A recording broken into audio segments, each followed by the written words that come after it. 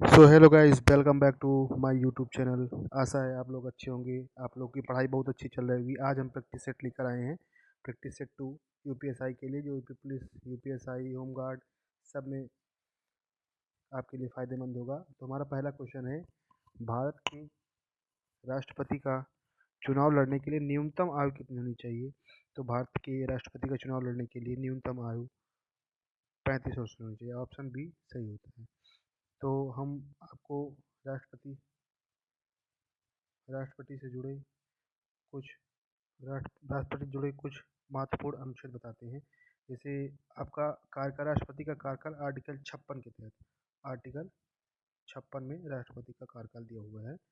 और आर्टिकल 55 में इनके निर्वाचन की पद्धति दी हुई है। आर्टिकल 55 जो निर्वाचन पद्धति इनके संबंधित है। चलिए आइए हम दूसरे क्वेश्चन पे चलते हैं।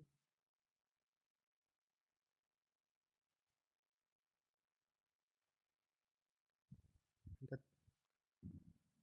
दूसरा क्वेश्चन है, भारत में पहली रेलवे लाइन का परिचालन किस वर्ष में किया गया था? तो भारत में पहली रेलवे लाइन का परिचालन 1853 में किया गया था। भारत में पहली रेलवे लाइन का परिचालन 1853 में किया गया था। तो भारत में पहली रेलवे लाइन का परिचालन किस वर्ष में किया गया था? ऑप्शन सी 1853 में, लॉर्ड डलहौजी के कार्यकाल में। लॉर्ड डलहौजी कार्यकाल में, डलहौजी के कार्यकाल में 34 किलोमीटर गाड़ी जो मुंबई से ठाणे के बीच चलाई गई थी, लॉर्ड डलहौजी के कार्यकाल में। ऑप्शन सी इस क्वेश्चन का आंसर है। तो हमारा दूसरा क्वेश्चन है, मॉडल पुलिस अधिनियम 2006 की धारा 189 में कहा गया है कि जिन मार्गों से जुलूस गुजर सकता है उनका निर्धारण डॉट डॉट रैंक से नीचे का अधिकारी द्वारा नहीं किया जा सकता। ऑप्शन ए सहायक पुलिस अधीक्षक। तो इसका सही आंसर है सहायक पुलिस अधीक्षक। इसका सही आंसर है सहायक पुलिस अधीक्षक। दूसरा क्वेश्चन है, जीव विज्ञान की कौन सी शाखा वंशानुक्रम पैटर्न के माध्यम पर केंद्रित है? तो इसका ऑप्शन सी आंसर सही है। इसका उत्तर होता है ऑप्शन सी। राज्यसभा, भारत की राज्यसभा के प्रधान अध्यक्ष कौन होते हैं? भारत की राज्यसभा के प्रधान अध्यक्ष भारत के उपराष्ट्रपति, जिनको उपसभापति कहा जाता है। ये आर्टिकल 64 में इसका उल्लेख होता है। आर्टिकल 64। आर्टिकल 63 में लिखा है कि भारत का एक उपराष्ट्रपति होगा। आर्टिकल 65 कहता है कि भारत में जब राष्ट्रपति का पद रिक्त होगा तो उसकी समस्त कार्यों की शक्ति उपराष्ट्रपति में निहित होगी। वह शासक जिसने रंगपट्टनम में स्वतंत्रता के वृक्ष टी लिबर्टी का रोपण किया था और जैकोबिन क्लब का सदस्य भी था, वह डाडा था। तो इसका आंसर होता है हमारा ऑप्शन है टीपू सुल्तान। चलिए हम दूसरे क्वेश्चन की तरफ चलते हैं। पशुओं पशुओं के प्रति क्रूरता रोकथाम अधिनियम को वर्ष डॉट डॉट में अधिनियमित किया गया था।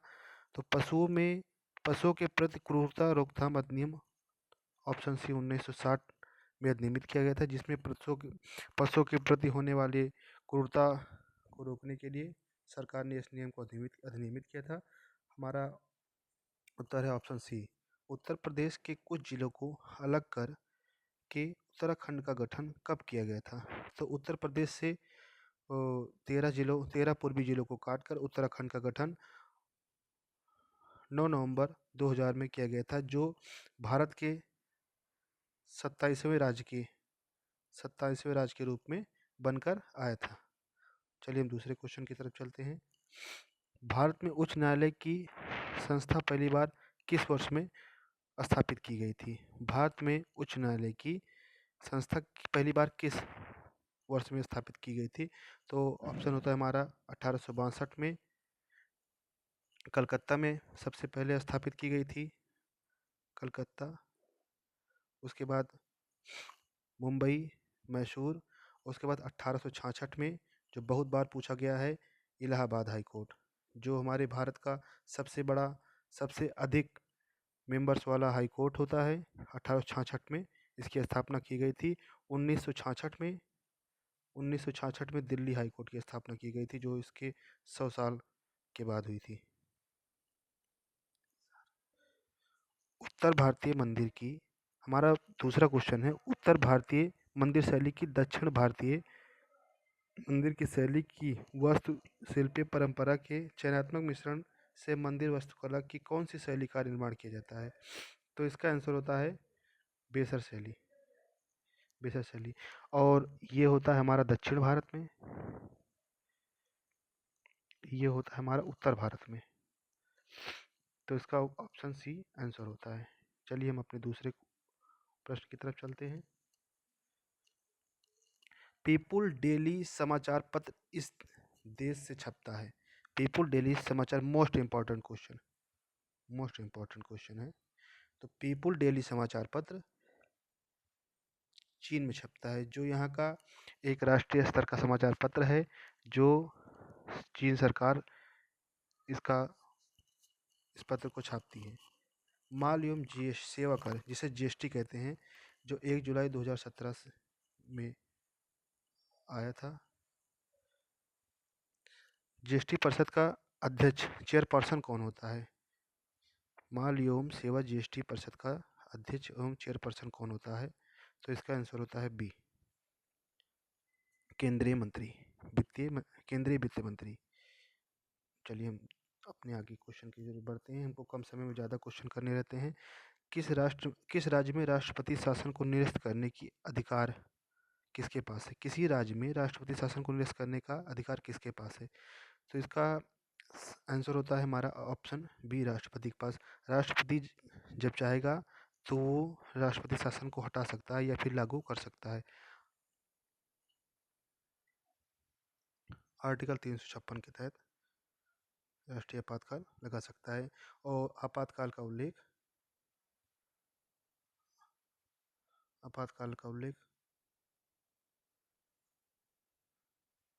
आर्टिकल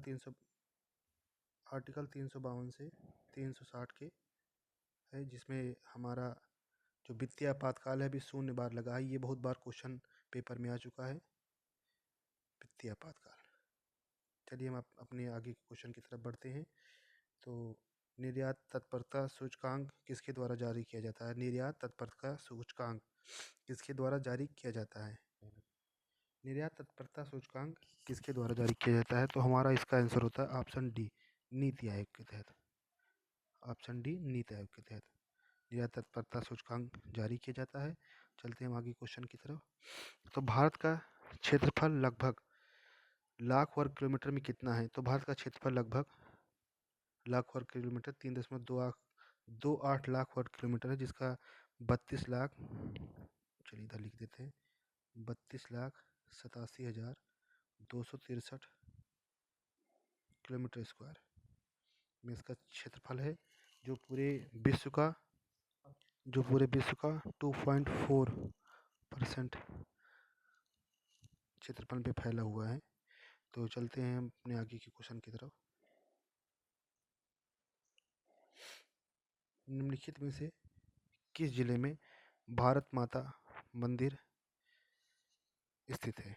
निम्नलिखित में से किस जिले में भारत माता मंदिर स्थित है? तो वाराणसी जिले में। वाराणसी, उत्तर प्रदेश के वाराणसी जिले में, जिसमें जो पूरे विश्व का सबसे पुराना जीवित स्थान है, जहां बाबा काशी विश्वनाथ का मंदिर स्थापित है, आप लोग जानते ही होंगे। चलते हैं हम अपने आगे के क्वेश्चन की तरफ। मानवाधिकार पर संयुक्त राष्ट्र आयोग को डॉट डॉट द्वारा प्रतिस्थापित किया गया था।